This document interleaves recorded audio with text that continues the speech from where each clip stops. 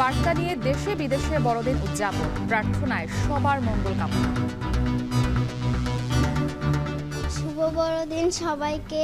আজ একটা খুশির দিন, যে আমরা সবাই একসাথে মিলে মিশে এই দিনটা সুন্দরভাবে উদযাপন করতে পারি। আমাদের এই প্রার্থনা পুরো জগতের জন্য যে শান্তি আসবে, জাতির জন্য যেন আমরা সবসময় একত্রে একসঙ্গে পথ চলতে পারি, একসঙ্গে কাজ করতে পারি। বড়দিন আর বছর শেষের ছুটিতে পর্যটন কেন্দ্রে উপচে পড়া ভিড়, জমজমাট হোটেল মোটেলের ব্যবসা।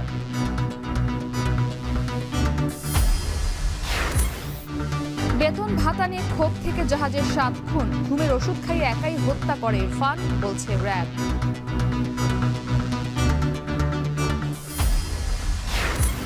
এবং কাজাখস্তানের কাছে 67 আরোহী নিয়ে আজারবাইজান এয়ারলাইন্সের বিমান বিধ্বস্ত, সব আরোহী নিহতের সংখ্যা।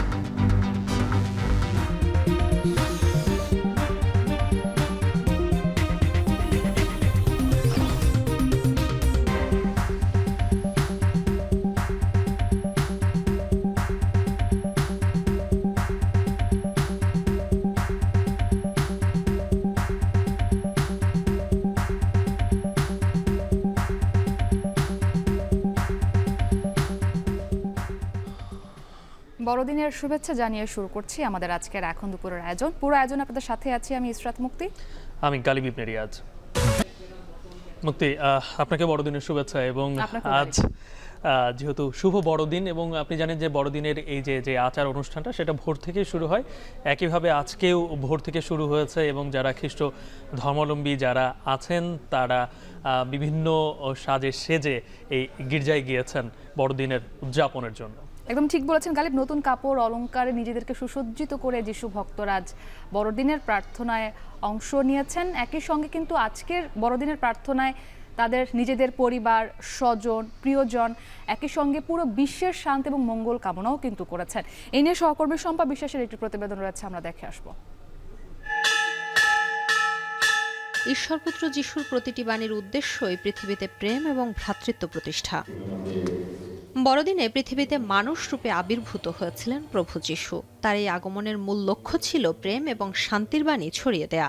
তাই তো খ্রিস্টান ধর্মাবলম্বীরা পারস্পরিক ভেদাভেদ ভুলে ভ্রাতৃত্ব তৈরির শপথ নেন বড়দিনে। আসলে আমাদের আয়োজন তো 24 তারিখ থেকে শুরু হয়, আর সকালবেলা তো আমরা চলেই আসি কেক বা পিঠা খেয়ে, তারপরে বাসায় গিয়ে আবার আয়োজন করা হবে যে যার মতো আর কিনা সাধ্য মতো। বড়দিন হচ্ছে মানুষকে শান্তির বার্তা দিয়েছেন, যেন আমরা সবাই একত্রে সবাই মিলে একসাথে থাকতে পারি। আজকে আমাদের পবিত্র এই একটি দিন, আজকে প্রভু যীশু খ্রিস্টের জন্মদিন। আমরা এই জন্মদিনে প্রভু যীশু খ্রিস্টের যে ভালোবাসা এবং দয়ার যে করুণা রয়েছে আমাদের প্রতি, আমরা সকল মানুষের কাছে সেটা ভাগাভাগি করতে চাই। বড়দিনের সূর্যোদয়ের সঙ্গে সঙ্গে যিশু ভক্তরা আসতে শুরু করেন চার্চে। সঙ্গীত আর প্রার্থনার মধ্য দিয়ে তারা স্মরণ করেন যিশুকে। খ্রিস্টান ধর্মাবলম্বীরা বিশ্বাস করেন মানুষকে পাপ থেকে মুক্ত করতে এবং তাদেরকে সঠিক পথ দেখানোর জন্যই পৃথিবীতে আগমন ঘটেছিল ঈশ্বরপুত্র যিশুর। তাই তো বড়দিনে সবার মঙ্গল কামনায় বিশেষ প্রার্থনা করেন তারা। সবার জন্য আমরা দোয়া করি বা প্রার্থনা করি, সবাই যেন ভালো থাকে। এই দিনটা আজকে আমরা শুভ মনে করি। শুভ বড়দিনের শুভেচ্ছা সবাইকে। বড়দিনের শুভেচ্ছা জানিয়ে সবার জন্য প্রার্থনা করব যে সবাই যেন ভালো থাকে। ভোরের আলো ফুটতেই রাজধানীর গির্জায় গির্জায় শুরু হয় বড়দিনের প্রার্থনা। পরিবার পরিজন নিয়ে গির্জায় সমবেত হন খ্রিস্ট ধর্মাবলম্বীরা। সঙ্গীত আর প্রার্থনার মধ্য দিয়ে তারা স্মরণ করেন যিশুকে। বড়দিনটা আমাদের জন্য অবশ্যই যীশু খ্রিস্টের কাছে একটা আনুগত্য দেখিয়ে আমরা যেন তার সেই মূল্যবোধ, তার সেই ব্যক্তিত্ব নিয়ে যেন আমরা প্রত্যেকেই আমাদের সেবা কাজ করতে, মানবতার জন্য আমরা কাজ করার জন্য এই প্রতিজ্ঞাবদ্ধ হই, আমাদের বিশ্বাসের নবায়নটা করি এই বড়দিন উপলক্ষে। ঈশ্বরপুত্র যিশুর জন্ম হয়েছিল গোয়াল ঘরে। এর মধ্য দিয়ে তিনি যে সব শ্রেণীর সেই বার্তাই দিয়েছিলেন। সেই আদর্শকেই অনুসরণ করে বড়দিন উদযাপন করছেন খ্রিস্ট ধর্মাবলম্বীরা। শম্পা বিশ্বাস, এখন, ঢাকা। গালিব, আমরা রাজধানীতে বড়দিন উদযাপনের যে খবরাখবর সেটি দেখছিলাম। রাজধানীর মতো কিন্তু সারা দেশেই আনন্দঘন পরিবেশে খ্রিস্ট ধর্মাবলম্বীদের সবচেয়ে বড় যে উৎসব বড়দিন সেটি উদযাপিত হচ্ছে। এবং সেখানে যে ধর্মীয় আচার রীতি রয়েছে সেটি তো, এবং সেই সঙ্গে প্রার্থনা, সবকিছু মিলিয়ে হচ্ছে তারা যিশুকে স্মরণ করছেন এবং কৃতজ্ঞতা জানাচ্ছেন তার কাছে। এ নিয়ে সারা দেশে আমাদের যে প্রতিনিধিরা রয়েছেন তাদের পাঠানো তথ্যচিত্র নিয়ে একটি প্রতিবেদন রয়েছে।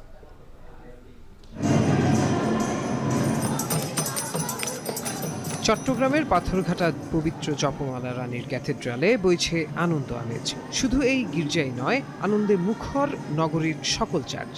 সকালে বিশেষ প্রার্থনায় শুরু হয় বড়দিনের মূল আনুষ্ঠানিকতা। প্রার্থনা সঙ্গীতে মাতেন খ্রিস্ট ধর্মাবলম্বীরা।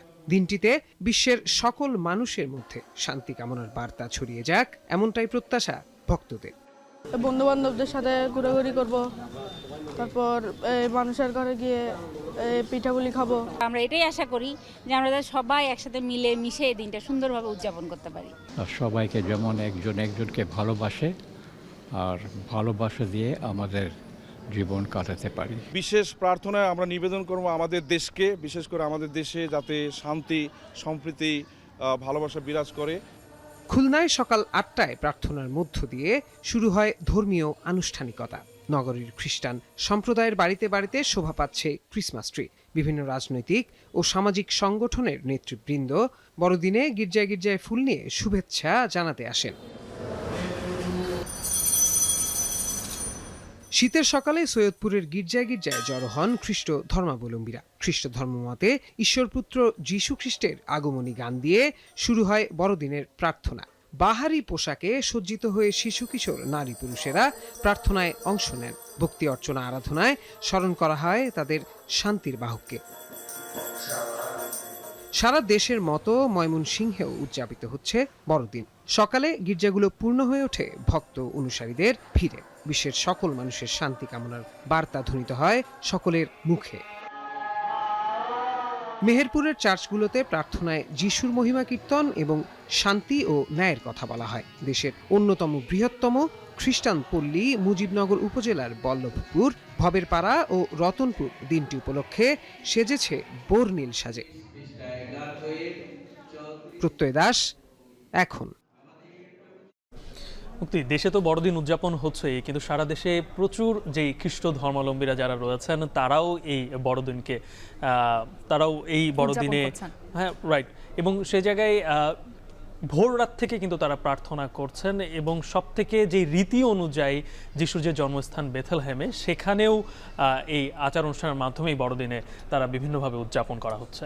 একই সঙ্গে কিন্তু যে পূর্ণভূমি রয়েছে ভ্যাটিকান সিটি, সেখানেও সেন্ট পিটার্স ব্যাসিলিকাতেও বড়দিনের বিশেষ প্রার্থনা অনুষ্ঠিত হয়েছে এবং বড়দিন উপলক্ষে বিশ্বে যেন শান্তি ন্যায় প্রতিষ্ঠা পায়, সে উদ্দেশ্যে কিন্তু খ্রিস্ট ধর্মাবলম্বীদের যে সর্বোচ্চ ধর্মীয় গুরু রয়েছেন পোপ ফ্রান্সিস, তিনি বার্তা দিয়েছেন। একই সঙ্গে কিন্তু বুধবার খ্রিস্ট ধর্মাবলম্বীদের উদ্দেশ্যেও তার একটি ভাষণ দেওয়ার কথা রয়েছে। এ বিষয়ে সহকর্মী ঈশিতা ব্রহ্মের একটি প্রতিবেদন রয়েছে, দেখে আসবো। খ্রিস্টানদের পুণ্যভূমি ভ্যাটিকান সিটির সেন্ট পিটার্স ব্যালিসিকা চার্চের বিখ্যাত ব্রোঞ্জের দরজা খুলে দিয়েছেন পোপ ফ্রান্সিস। এর মধ্য দিয়ে আনুষ্ঠানিকভাবে শুরু হয়েছে বড়দিন উদযাপন। পালন করা হবে 25 বছর পর ফিরে আসা Catholic holy year. Saint John Lateran, saint Mary major আর saint Paul outside the world গির্জার পবিত্র এই দরজাগুলো বিবেচনা করা হয় মুক্তির দরজা হিসেবে। খ্রিস্ট ধর্মাবলম্বীদের বিশ্বাস, যে ভক্তরাই এই দরজা অতিক্রম করেন তারা হয়ে যান পাপমুক্ত। ভ্যাটিকান কর্তৃপক্ষ বলছে এই দরজা আগামী 1 বছর প্রতিদিন অন্তত 1 লাখ ভক্ত অতিক্রম করবেন। বড়দিনের প্রার্থনার পর বিশ্ববাসীর উদ্দেশ্যে পোপ বলেন, গরিব কাঠমিস্ত্রির ঘরে যদি যীশুখ্রিস্টের জন্ম হতে পারে, এর অর্থ পৃথিবীতে সব মানুষই কোনো না কোনো ইতিবাচক প্রভাব ফেলতে পারে। বিশ্বের চলমান যুদ্ধ পরিস্থিতি থেকে বেরিয়ে আসতে নিজেদেরকেই আন্তরিক হতে হবে বলেও মন্তব্য করেন তিনি। Ce ne sono tante desolazioni in questo tempo. Pensiamo alle guerre, ai bambini metragliati, alle bombe sulle spoglie e gli ospedali. এদিকে দীর্ঘ প্রায় 5.5 বছর পর বড়দিনের আমেজ ফিরেছে ফ্রান্সের রাজধানী প্যারিসের বিখ্যাত নটরডেম গির্জায়। বড়দিনের প্রথম প্রহরে এদিন গির্জায় বিশেষ প্রার্থনায় অংশ নিতে ভিড় করেন হাজার হাজার দেশি বিদেশি খ্রিস্ট ধর্মাবলম্বীরা। মধ্যরাতে পশ্চিম তীরে যীশু খ্রিস্টের জন্মস্থান হিসেবে পরিচিত বেথলেহেমে চার্চ অব দ্য নেটিভিটিতেও প্রার্থনায় অংশ নিতে আসেন ভক্তরা। যদিও অবরুদ্ধ পশ্চিম তীরের পুণ্যভূমি বেথলেহেমের রাস্তাঘাটে নেই উৎসবের সাজ রব। চার্চ অব দ্য নেটিভিটি মূলত 3টি চার্চ দিয়ে পরিচালিত হয়: Roman Catholic church, Greek Orthodox church আর আর্মেনিয়ান চার্চ। এই বছর শুধু ধর্মীয় রীতিনীতিই পালন হচ্ছে বেথলেহেমে। এদিকে বড়দিন উপলক্ষে খ্রিস্ট ধর্মাবলম্বী সহ পুরো বিশ্ববাসীর জন্য শান্তির বার্তা দিয়েছেন বিদায়ী মার্কিন প্রেসিডেন্ট জো বাইডেন। হোয়াইট হাউসে এক বক্তব্যে তিনি বলেন, বড়দিন সহ ছুটির এই মৌসুম শুধু মার্কিনদের মধ্যে নয়, পুরো বিশ্বে শান্তির বার্তা নিয়ে আসবে। পৃথিবীর বাইরে মহাকাশেও উদযাপন হচ্ছে বড়দিন। আন্তর্জাতিক মহাকাশ কেন্দ্র থেকে আটকে পড়া নভোচারীরা সমগ্র পৃথিবীর পাশাপাশি পরিবারের সদস্যদের শুভেচ্ছা বার্তা পাঠিয়েছেন। এছাড়াও নানা আয়োজনের মধ্য দিয়ে পশ্চিমা বিশ্ব আর মধ্যপ্রাচ্যের বিভিন্ন দেশেও উদযাপন করা হচ্ছে বড়দিন। ঈশিতা ব্রহ্ম, এখন বিশ্ব। বড়দিনের ছুটি উপলক্ষে কক্সবাজারে পর্যটকদের উপচে পড়া ভিড়, ব্যবসা প্রতিষ্ঠানগুলোতেও বেড়েছে বেচাকেনা। একই সঙ্গে কুয়াকাটাতেও বুকিং হয়ে গেছে হোটেল মোটেলের 90 থেকে 95% রুম। এই বিষয়ে আরও জানাতে আমাদের সঙ্গে কক্সবাজার সৈকতের সুগন্ধা পয়েন্ট থেকে যুক্ত আছেন মন্তোষ বেদজ্ঞ, একই সঙ্গে কুয়াকাটা থেকেও যুক্ত আছেন সহকর্মী জসিম পারভেজ। তবে শুরুতে আমরা মন্তোষ আপনার কাছ থেকে জানতে চাই, কক্সবাজারে পর্যটকদের সমাগম কেমন দেখছেন? হোটেল মোটেলের কত শতাংশ বুকিং হয়েছে সেখানে জানাবেন।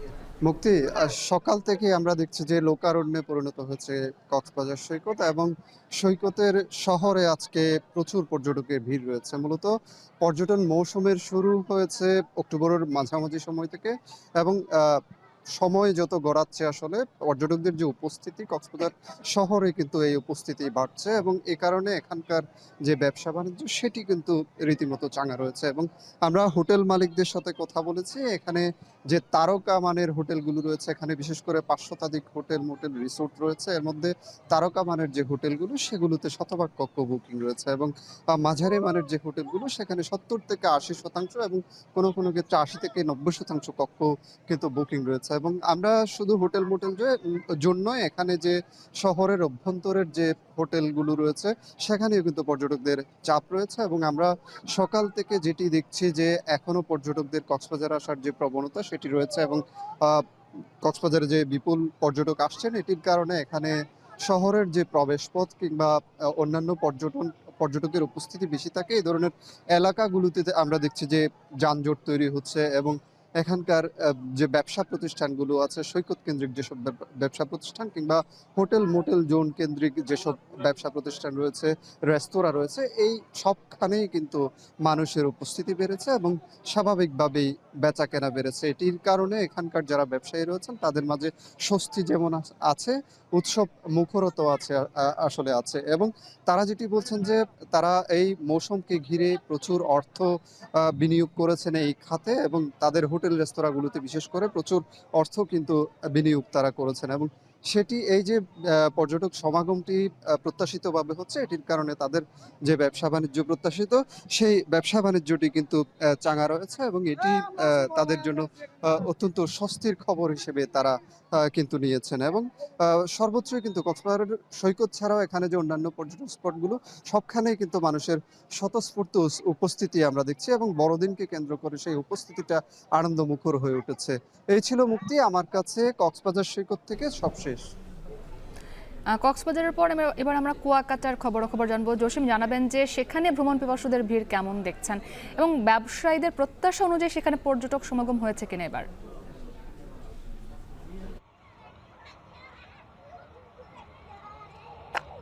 মুক্তি, এখানে আসলে লাখো পর্যটকের ঢল নেমেছে কুয়াকাটা সৈকতে, কেননা এখন কিন্তু শীত মৌসুম চলছে। আর শীত মৌসুম একই সঙ্গে সরকারি ছুটি, বড়দিনের ছুটি উপলক্ষে বিভিন্ন ধর্মের, বর্ণের এবং বিভিন্ন বয়সের মানুষের ঢল নেমেছে কুয়াকাটা সৈকতে। এই কুয়াকাটা সৈকতের একই স্থানে দাঁড়িয়ে সূর্যোদয় এবং সূর্য অস্তের মনোরম দৃশ্য দেখার নির্ভরযোগ্য একটি সৈকত হচ্ছে কুয়াকাটা। সে কারণেই কিন্তু এখানে দেশি এবং বিদেশি পর্যটকরা এখানে আসেন সেই মনোরম দৃশ্য দেখার জন্য।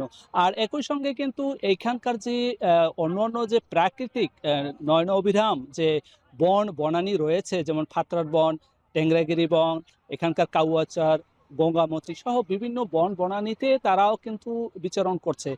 আর কুয়াকাটা সৈকতটি 22 কিলোমিটারের সর্বত্রই দৃষ্টনন্দন প্রাকৃতিক সৌন্দর্যের স্পট রয়েছে, সে সকল স্পটে তারা বিচরণ করছে। একই সঙ্গে এখানকার যে 3 শতাধিক হোটেল মোটেল রিসোর্ট রয়েছে, সকল হোটেল মোটেল রিসোর্টের প্রায় 90 থেকে 95% রুম বুকিং হয়ে গেছে এবং এই পর্যটকের আগমনের ফলে ধারাবাহিকভাবেই কিন্তু এই গত 3 সপ্তাহ ধরেই কিন্তু পর্যটন কেন্দ্র কুয়াকাটায় পর্যটকের আগমন বাড়ছে। সে কারণে এখানকার ব্যবসায়ীরা প্রতি সপ্তাহে লাখ লাখ টাকা বেচা বিক্রি করছেন। এতে তারা সন্তুষ্টি প্রকাশ করে আমাদেরকে বলেছেন যে এভাবে চলতে থাকলে বিগত দিনের যে তাদের লোকসান, সেই লোকসানের পরিমাণটা অনেকটাই কমে যাবে। এছাড়া যে এখানকার হোটেল ব্যবসায়ী রয়েছে তারা কিন্তু পর্যটকদের বাড়তি সেবা নিশ্চিতের জন্য বিভিন্ন পদক্ষেপ গ্রহণ করেছে, কিন্তু এখানকার যে পর্যটক তারা এখানকার যে খাবার মান এবং হোটেলের ভাড়া এই বিষয়ে কিছুটা অসন্তোষ প্রকাশ করেছে যে এগুলো যদি প্রশাসন তদারকি করে তাহলে তাদের নাগালের ভিতরে চলে আসবে। এবং এক কথা বলা যায় যে তারপরও পর্যটন কেন্দ্র কুয়াকাটা পর্যটকের আগমনের ফলে বাণিজ্যিকভাবে গতিশীল হয়ে উঠেছে। এই ছিল আমার কাছে সবশেষ। কক্সবাজার ও কুয়াকাটা থেকে যুক্ত ছিলেন আমাদের সহকর্মীরা।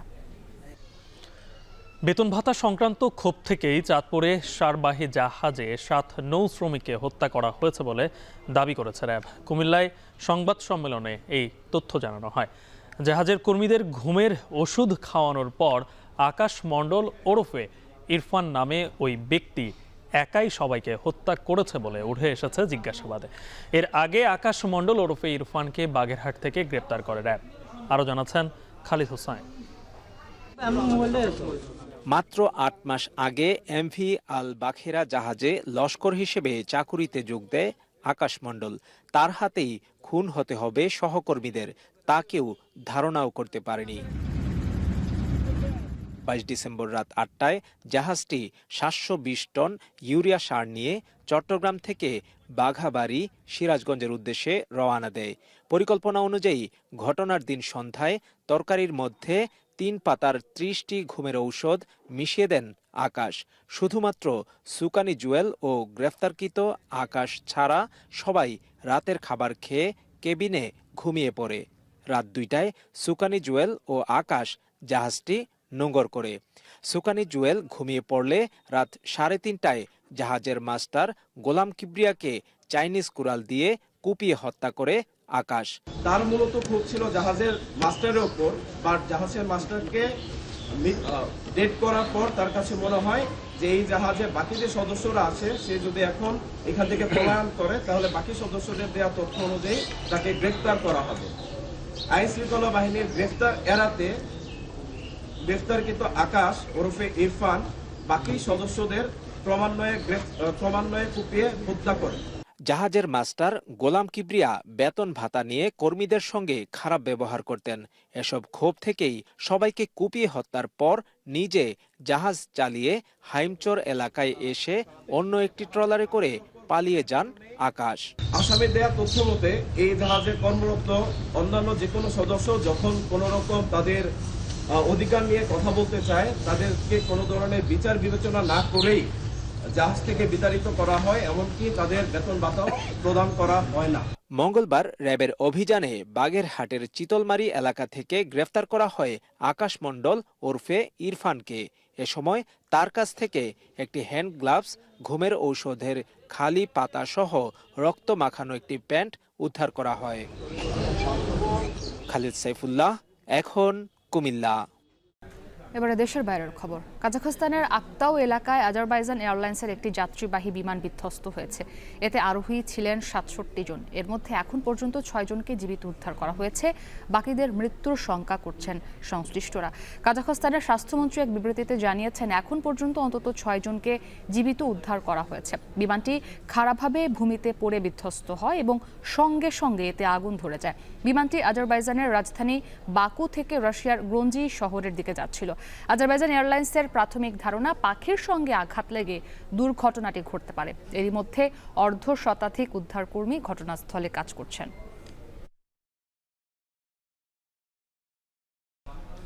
উন্নত চিকিৎসার জন্য 7 জানুয়ারি লন্ডন যাচ্ছেন বিএনপি চেয়ারপারসন বেগম খালেদা জিয়া, জানিয়েছেন তার ব্যক্তিগত চিকিৎসক AZM জাহিদ হোসেন। কাতার এয়ারওয়েজের একটি এয়ার অ্যাম্বুলেন্সে তিনি লন্ডন যাবেন বলে জানান ডাক্তার জাহিদ। সফরে বেগম জিয়ার সঙ্গে থাকবেন চিকিৎসক, নার্স, ব্যক্তিগত সফর সহকারী সহ 15 জন সফর সঙ্গী। গেল 21 ডিসেম্বর মুক্তিযোদ্ধা সমাবেশে অংশ নেয়ার কথা থাকলেও অসুস্থতার কারণে পারেননি বিএনপি চেয়ারপারসন। এর আগে 5 আগস্টের পর চিকিৎসার জন্য বিদেশ যাওয়ার আলোচনা শুরু হয়। বেগম জিয়া দীর্ঘদিন ধরে শারীরিক নানা সমস্যায় ভুগছেন। নতুন বাংলাদেশের বিকশিত অর্থনীতি কেমন হবে এ নিয়ে বন্দর নগরীতে মতবিনিময়, মূল্যস্ফীতি, রাজস্ব, বিগত সময় আর্থিক খাতে লুটপাট, দুর্নীতির বিচার ও ভারসাম্যহীন ঋণের মতো বিষয়গুলো তুলে ধরেন সংশ্লিষ্টরা। বিনিয়োগ বাড়াতে এনবিআর চেয়ারম্যান বলেন, অর্থনীতির চাকা সচলে আগামীতে যথাসম্ভব ভ্যাট ট্যাক্স কমানো হবে। তবে বাণিজ্য উপদেষ্টা 24 বিপ্লব মাথায় রেখে শিল্পের খাত ধরে ধরে সংস্কার করতে হবে। এজন্য প্রয়োজনে ব্যবসায়ীদের 50% ভ্যাট ট্যাক্স বাড়িয়ে দেওয়ার আহ্বান জানান। হোসেন জিয়াদের প্রতিবেদন। নতুন বাংলাদেশে আগামীর বিকশিত অর্থনীতি কেমন হবে এ ব্যাপারে শিল্প ও বাণিজ্য খাতের চ্যালেঞ্জ ও সম্ভাবনাই বাকি তা তুলে ধরতে চট্টগ্রামে মতবিনিময় সভার আয়োজন করে আইসিএমইবি। সভায় ব্যবসায়ীরা এবছর সরকারের সবচেয়ে বড় চ্যালেঞ্জ মূল্যস্ফীতির নিয়ন্ত্রণ নিয়ে আলোচনা করেন। এছাড়া আর্থিক সেক্টরে লুটপাট, দুর্নীতির বিচার ও কার্যকর সংস্কার নিয়েও আলোচনা হয়। মতবিনিময় সভায় এনবিআর চেয়ারম্যান বলেন, বেসরকারি বিনিয়োগকারীরা দেশের কর্মসংস্থান ও অর্থনীতির চাকা সচল রেখেছেন। তাই জাতীয় রাজস্ব বোর্ড আগামীতে যথাসম্ভব ভ্যাট ট্যাক্স কমিয়ে আনবে। এছাড়া রাজস্ব দিতে গিয়ে ব্যবসায়ীরা হয়রানির শিকার হচ্ছেন। এজন্য আগামী বছরের মধ্যে পুরো ব্যবস্থা অনলাইনে নিয়ে আসা হবে বলেও জানান তিনি। এবং আমরা টোটাল অটোমেটেড সিস্টেমে চলে আসছি। ইভেন ব্যাটের ক্ষেত্রেও আরো বাকি যে অটোমেশন গুলো করার দরকার সেগুলো আমরা করে ফেলবো। আপনাদেরকে আমরা গ্যারান্টি দিব যে আপনারা কোনো অবস্থাতেই যেই খারাপ অভিজ্ঞতাগুলো আপনারা আমাদের অফিসের সরাসরি ফিজিক্যাল ইন্টারেকশনে হয়, এই প্রবলেমগুলো ভবিষ্যতে হবে না। এ সময় 2000 কোটি টাকা সম্পদ মূল্যের কারখানাকে সরকার কি করে 27,000 কোটি টাকা ঋণ দিল সে বিষয়ে প্রশ্ন তুলে বাণিজ্য সচিব বলেন, বাংলাদেশে প্রাইভেট সেক্টরে 200 থেকে 250 রকমের দুর্নীতি হয়। তাই অন্তর্বর্তী সরকারের রাজনৈতিক সংস্কারের চেয়ে অর্থনৈতিক সংস্কারই প্রধান চ্যালেঞ্জ বলেও মন্তব্য করেন তিনি। বাংলাদেশে এই জায়গায় যদি আমি বলি, আবার বলছি, গভর্নেন্স চ্যালেঞ্জ যদি আমরা মোকাবেলা করতে না পারি, তাহলে আজকে যে অন্তর্বর্তীকালীন সরকারের বড় চ্যালেঞ্জ হলো সংস্কার প্রক্রিয়াটা এগিয়ে নেওয়া। অনেকে মনে করেন যে রাজনৈতিক সরকারের সংস্কার একটু কঠিন চ্যালেঞ্জ। আমি মনে করি যে অন্তর্বর্তীকালীন সরকারকে এখন অনেকগুলো বিষয় মোকাবেলা করতে হচ্ছে। অনুষ্ঠানে বাণিজ্য উপদেষ্টা শেখ বশিরউদ্দিন বলেন, জুলাই চেতনা ও ছাত্র জনতার আকাঙ্ক্ষা পূরণে দেশের সব শিল্প খাতের সংস্কার করা হবে। তবে এই অন্তর্বর্তী সরকারের সংস্কার সহজ করতে ব্যবসায়ীদের 50% ভ্যাট ট্যাক্স বাড়িয়ে দেওয়ার আহ্বান জানান তিনি। Industry needs to collaborate with রাজস্ব বিভাগ, ওয়ার্ক টুগেদার, এন্ড ইভেন যদি আপনাদের কোনো হত্যা মামলাও থাকে in terms of tax, please ask for clemency. And as a collective body আপনারা বলেন যে আমরা এই 50% ভ্যাট বাড়াই দেব।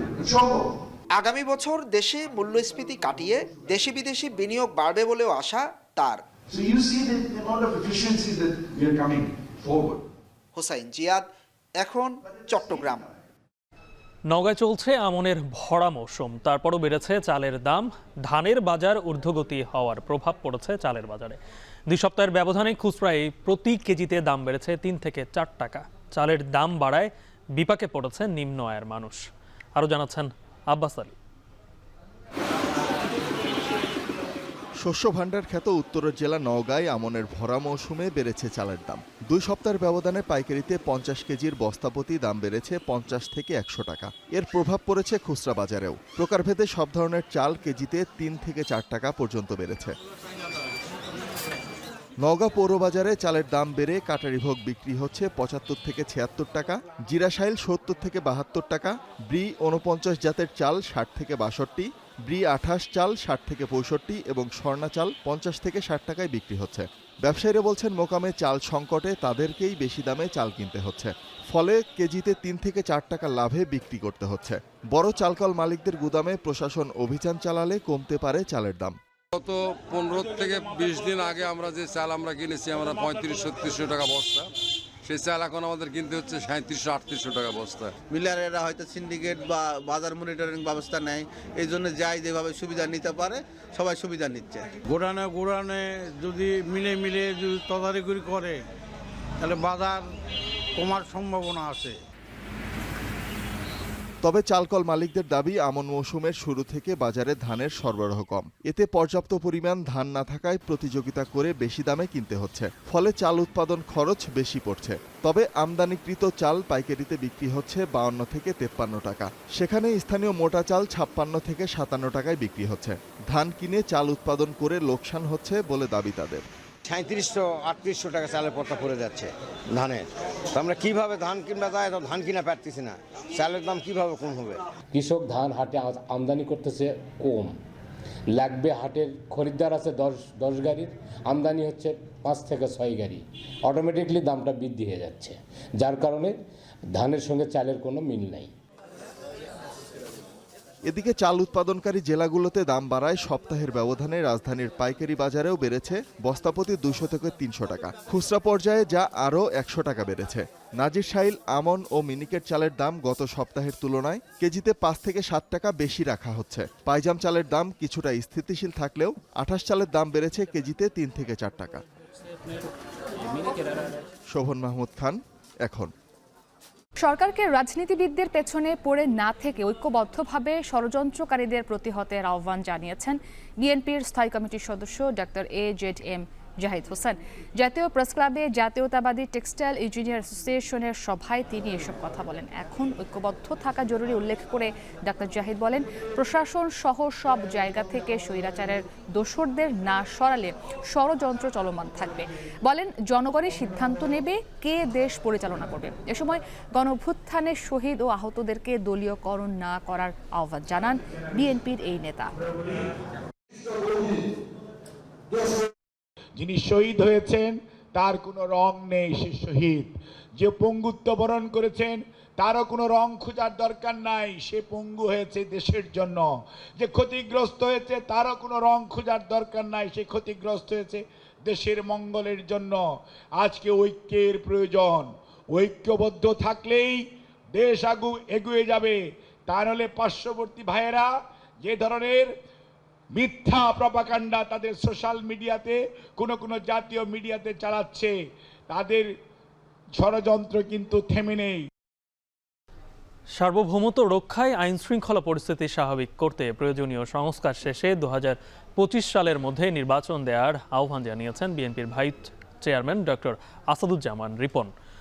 জাতীয় প্রেস ক্লাবে জিয়া শিশু কিশোর মেলা আয়োজিত আলোচনা সভায় তিনি এসব বলেন। এ সময় এই সরকারকে ইতিহাসের সবচেয়ে দুর্বল সরকার আখ্যা দিয়ে বলেন, দ্রুত নির্বাচিত সরকারের কাছে ক্ষমতা হস্তান্তর করতে হবে। এ সময় সরকার মুখে সংস্কারের কথা বললেও দৃশ্যমান কোনো সংস্কার দেখা যাচ্ছে না বলে অভিযোগ করেন। এ সময় সবাইকে সতর্ক করে বলেন, আন্দোলনের আকাঙ্ক্ষাকে বিভক্ত হতে দেওয়া যাবে না, তাহলে ফ্যাসিবাদরা সুযোগ পাবে। ঐক্যবদ্ধ নেতৃত্ব দিয়ে আগামী নির্বাচনে জয়ী হওয়ার আশাবাদ ব্যক্ত করেন তিনি।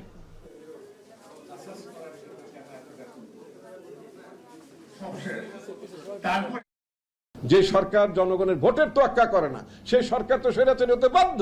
আর যে সরকার নির্বাচিত সরকার হয়, যে সরকারকে জনগণের কাছে যেতে হয়, সে সরকারকে জনগণের ভাবনা মাথায় রাখতে হয়, সে স্বৈরাচারী হয়ে উঠতে পারে না।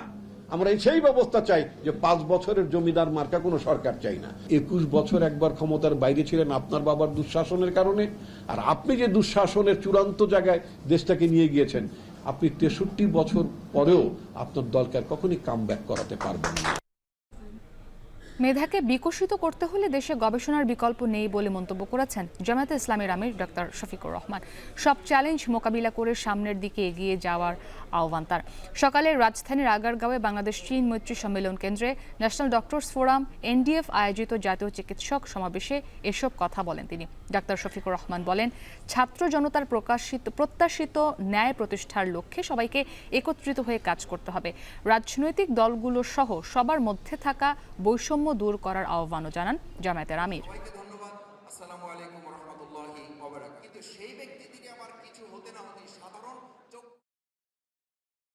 দুনিয়ার অন্যরা যেটা আবিষ্কার করে সেটা আমরা অনুসরণ করি,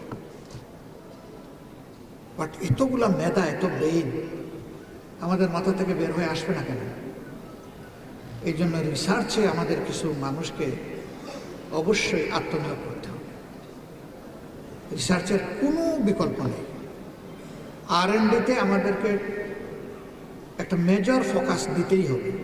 প্রিয় বাংলাদেশ, আমাদের সমবেত হাত ধরে সামনের দিকে এগিয়ে যাক এবং আমাদের সন্তানদের যে প্রত্যাশা, উই ওয়ান্ট জাস্টিস, সেই জাস্টিসের জায়গাটা এনশিওর হয়ে যায়। সকল ক্ষেত্রে আপনারা হন তার পায়োনিয়ার পাইলট।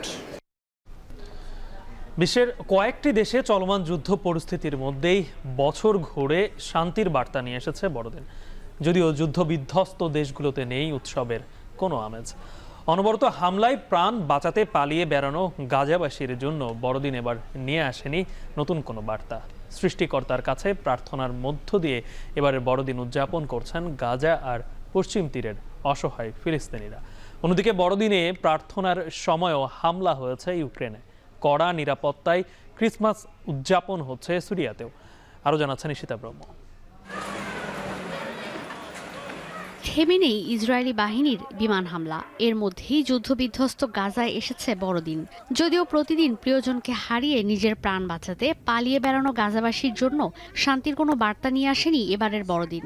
ইসরায়েলের অনবরত হামলায় ভেঙে গেছে গির্জার দেয়ালগুলো, নেই কোনো আলোকসজ্জা। এর মধ্যেই হলি ফ্যামিলি চার্চে ক্রিসমাসের বিশেষ প্রার্থনায় অংশ নিয়েছেন সাধারণ ফিলিস্তিনিরা। حابة أقول للكل كل عام وأنتم بخير بمناسبة ميلاد يسوع.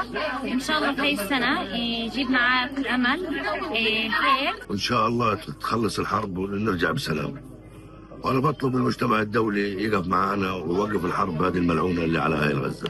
ক্রমাগত হামলার মধ্যেও প্রার্থনায় অংশ নিয়ে আশাবাদী ফিলিস্তিনের সাধারণ মানুষ বলছেন, নতুন বছরের জন্য যীশু খ্রিস্ট ভালো কোনো বার্তা নিয়ে এসেছেন তাদের জন্য। গির্জায় প্রার্থনাতে এসে তারা গাজায় ইসরায়েলি নৃশংসতা বন্ধে পশ্চিমা বিশ্বকে উদ্যোগ নেওয়ার আহ্বান জানান। এদিকে সিরিয়ার স্বৈরশাসক বাশার আল আসাদের পতনের পর প্রথমবারের মতো বিক্ষোভে নেমেছেন সিরিয়ার সাধারণ মানুষ। তাদের দাবি, নতুন ইসলামিক নেতৃত্বকে নিশ্চিত করতে হবে সংখ্যালঘু খ্রিস্টান সম্প্রদায়ের নিরাপত্তা। বড়দিনে ক্রিসমাস ট্রিতে আগুন ধরিয়ে দেওয়ার পর জোরদার করা হয়েছে গির্জাগুলোতে নিরাপত্তা ব্যবস্থা। চাপা আতঙ্ক নিয়েই বড়দিন উদযাপন করছেন সিরিয়ার খ্রিস্ট ধর্মাবলম্বীরা। نحن متواصلين مع اللجان تبع الدفاع المدني الجديد اللي هي حاليا من الهيئة. نحن متواصلين كمان مع اللجان الشعبية اللي هي كمان لها دور بالحماية، بالإضافة إلى نحن موزعين شبابنا. এদিকে যুদ্ধবিধ্বস্ত ইউক্রেনের অবস্থাও করুন। রাজধানী কিয়েভের সেন্ট মাইকেল ক্যাথেড্রালে বড়দিনের প্রার্থনার সময় রাশিয়ার হামলায় বেজে ওঠে সাইরেন। বড়দিন শুরুর ঠিক আগ মুহূর্তে ইউক্রেনে হামলায় ঘটে বহু হতাহতের ঘটনা। তবুও আশাবাদী সবাই, নতুন বছরেই মুক্তি মিলবে যুদ্ধ আর সংঘাত থেকে। У мене вони як у військового такі ж самі, тому що 3 роки вже дуже важко. Дуже важко бути окремо від родини. Сподіваюсь, в новому році вже хоч якось вирішаться всі такі складні питання і зможуть всі повернутися додому, тому що я особисто, в мене залишились батьки в Запоріжжі. Віруючих, але і для всіх українців, які живуть у нас в країні, всіх інших національностей, які живуть в Україні, які স্থানীয় এসব বাসিন্দা আরও বলেন, বড়দিনে আকাশে তারা দেখতে চান ইউক্রেনবাসী, ড্রোন কিংবা ক্ষেপণাস্ত্র নয়। যদিও অনেকেই বলছেন বড়দিন উদযাপন করা মানে শুধু পশ্চিমাদের সঙ্গে যোগ দেয়া নয়, রাশিয়ার সঙ্গে দূরত্ব তৈরি করাও।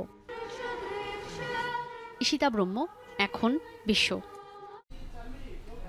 ঢাকার পর সিলেটে অনুষ্ঠিত হচ্ছে বিপিএল মিউজিক ফেস্ট। সিলেট জেলা স্টেডিয়ামে বিকেল 4টা থেকে শুরু হবে জমকালো এই আয়োজন। ইনি আরও জানাতে সিলেট জেলা স্টেডিয়াম থেকে আমাদের সঙ্গে যুক্ত হয়েছেন সন্দীপন শুভ। একটু জানাবেন যে মিউজিক ফেস্টে কোন কোন শিল্পীরা অংশ নেবেন, একই সঙ্গে কনসার্টকে ঘিরে সেখানকার দর্শকদের আগ্রহ কেমন দেখছেন?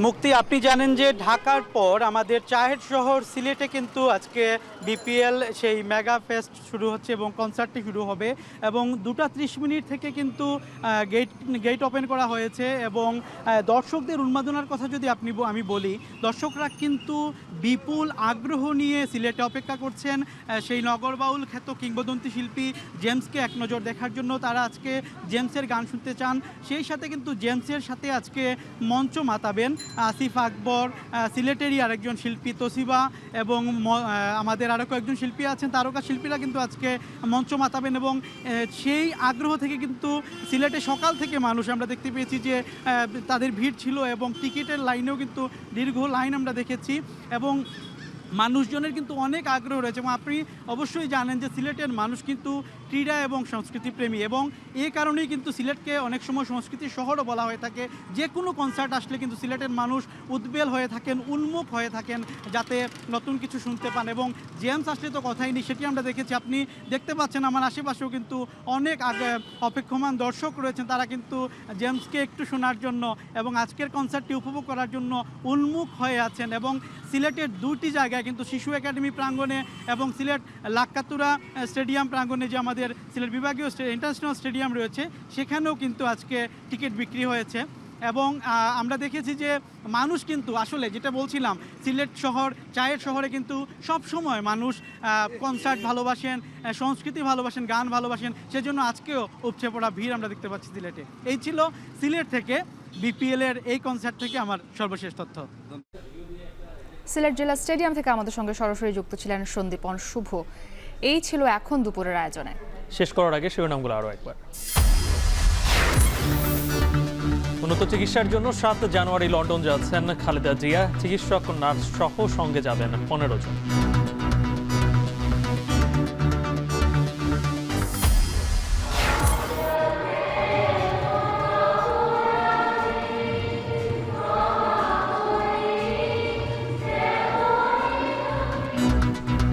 শান্তির বার্তা নিয়ে দেশে বিদেশে বড়দিন উদযাপন, প্রার্থনায় সবার মঙ্গল কামনা। শুভ বড়দিন সবাইকে, আজ একটা খুশির দিন, যে আমরা সবাই একসাথে মিলে মিশে এই দিনটা সুন্দরভাবে উদযাপন করতে পারি। আমাদের এই প্রার্থনা পুরো জগতের জন্য যে শান্তি আসবে, জাতির জন্য যেন আমরা সবসময় একত্রে একসঙ্গে পথ চলতে পারি, একসঙ্গে কাজ করতে পারি। বেতন ভাতা নিয়ে ক্ষোভ থেকে জাহাজে 7 খুন, ঘুমের ওষুধ খাইয়ে একাই হত্যা করে সহকর্মী ইরফান, বলছে র্যাব। এবং কাজাখস্তানে আজারবাইজানের বিমান বিধ্বস্ত হয়ে নিহত 42, বেঁচে গেলেন 25 আরোহী।